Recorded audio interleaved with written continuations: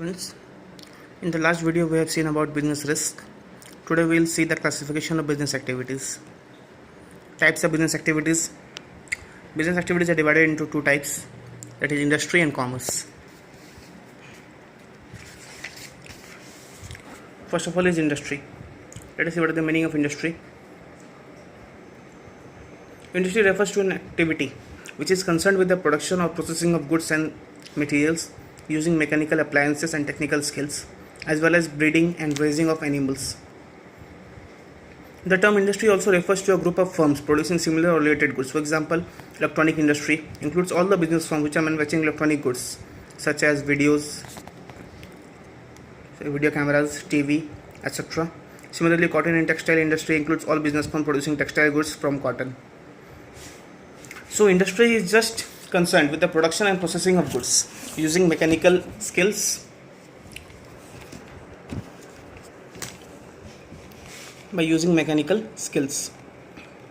So next we'll see about types of industries.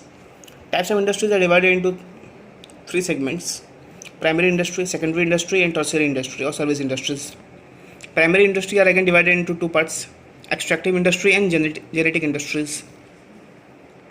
Extractive industries are those involved in the extraction of products from natural resources like fish from rivers, timber from forest, mineral from earth, afforestation, fishing, mining, oil extraction, lumbering, hunting, farming, etc.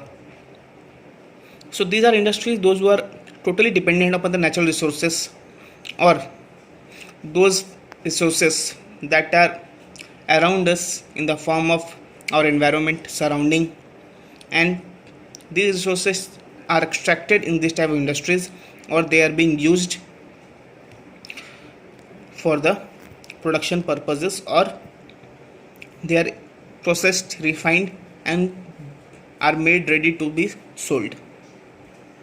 Next is genetic industries.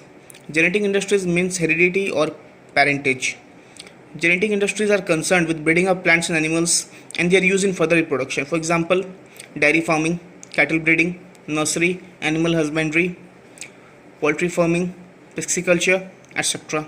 So these genetic industries are those are concerned with breeding of plants and animals for their further reproduction. Like we see dairy farming, cattle breeding, farms, nursery, animal husbandry, poultry farming. So these are examples of genetic industries. Next we'll see the secondary industries. Secondary industries are again divided into two different parts. The first one is manufacturing industries. Manufacturing industries are those industries those we know are producing goods or changing the form of goods from raw materials to finished products. For example, sugarcane to sugar, cotton into cloth, timber into furniture, iron into steel. So these are those industries those who are concerned with the transformation or production of goods by processing the raw materials into the finished products. Manufacturing industry is classified into four categories. Number one, analytical industry. Analytical industry are those under which many things are produced out of one thing. For example, oil refinery produces many things like diesel, petrol, lubricating oil, gasoline. Next is synthetical industry. In this type of industry, two or more materials are combined or mixed together to produce a new product. For example, cement is produced by mixing concrete, gypsum, coal, etc. Processing industry. In this industry, raw material is processed through various stages of production for obtaining finished product. For example, cotton textile industry, cotton is passed through spinning, weaving, dyeing, bleaching, and printing process to transform it into cloth. Next is assembling industry. Here, different manufactured components or parts are assembled into a new product. For example, production of cars, computers, television, automobiles, watches, bicycles, etc. And as we were discussing secondary industries, I have told secondary industries have been divided into two parts. One is manufacturing industry and the next one is construction industry. Construction industry are those industries that are concerned with the construction of buildings, flyovers, road, dam, canals, bridges, etc. So in construction industry, what is it all about? You know it very well. The main products of extractive industries such as marble, stone and coal are used here in construction industries. So first of all, we have seen primary industries where we had two parts, extractive industry and genetic industry. Extractive industry were those industries those who were involved with the production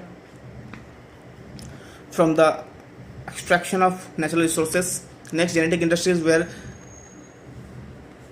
breeding of firms, nursery, animal husbandry, poultry farming and all was concerned with. Secondary industries are again divided into two parts, manufacturing and construction industries. Now we'll see about tertiary industries. Tertiary industries are called service industries. These provide primary and secondary industries the service that they that they need to operate. For example, transport, banking, communication, advertising, warehousing, packaging, insurance. So these all industries are under tertiary industries. Next, types of business activities were industry and commerce. Industry we have seen, and the types of industries also we have seen. Now we'll go to commerce. Meaning of commerce. Commerce include all those activities which are necessary for facilitating the exchange of goods and services. All activities that are needed for facilitating the exchange of goods and services, the selling and buying of goods and services are done through commerce.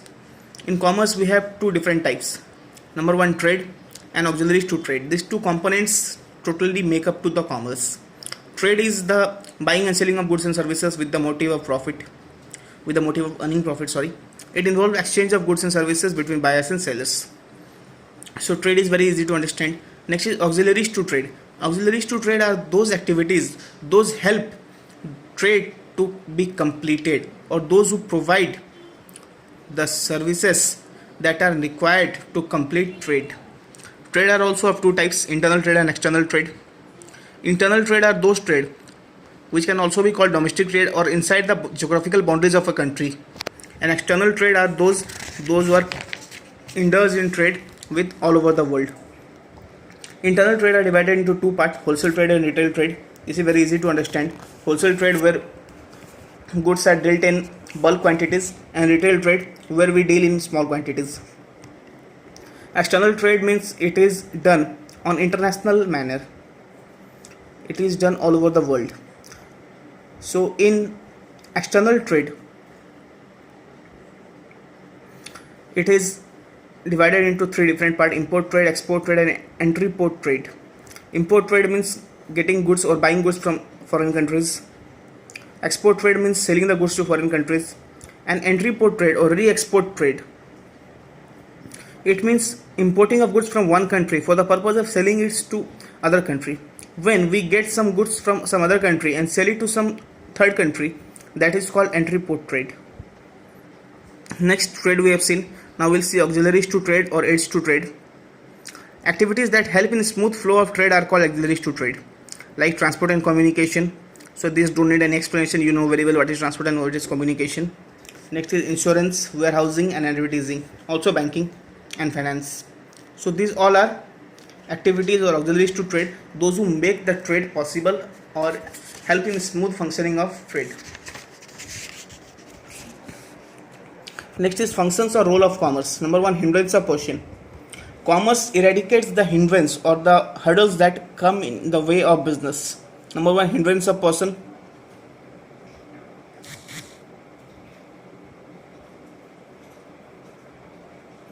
Hindrance of person are removed by commerce by making goods available to the consumers from the manufacturer through effective trade channels or through the transportation.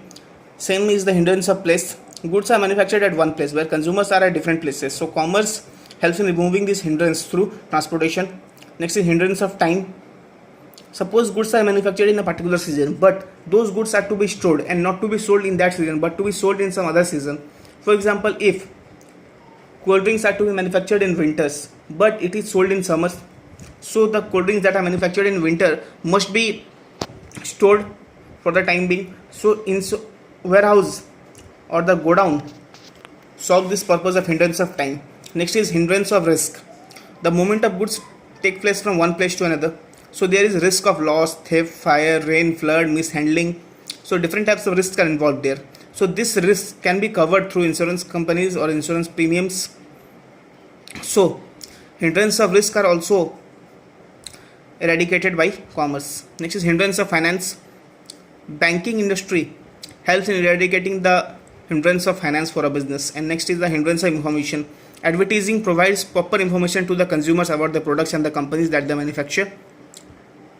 So The hindrance of information is also eradicated by commerce. So commerce helps in business by eradicating all the hindrances that comes in the way of business.